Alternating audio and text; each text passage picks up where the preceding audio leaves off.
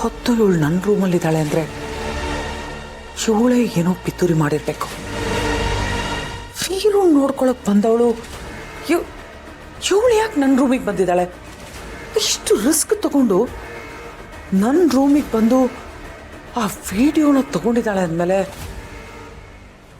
ಇವಳು ಈ ಮನೆಗೆ ಸುಮ್ಮನೆ ಬಂದಿಲ್ಲ. ಇವಳಿಗೆ ಈ ಮನೆ ಬಗ್ಗೆ ಏನೋ ಕಾಳಜಿ ಇದೆ. ಇವಳಿಗೂ ಈ ಮನೆಗೂ ಏನೋ ಸಂಬಂಧ ಇರಬೇಕು. ಅದಕ್ಕೆ ಹೀಗೆ ಮಾಡಿದ್ದಾಳೆ. ಏನೇ ಇರಲಿ, ಅವಳನ್ನೇ ಹಿಡಿದು ಬಾಯಿ ಬಿಡಿಸ್ತೀನಿ.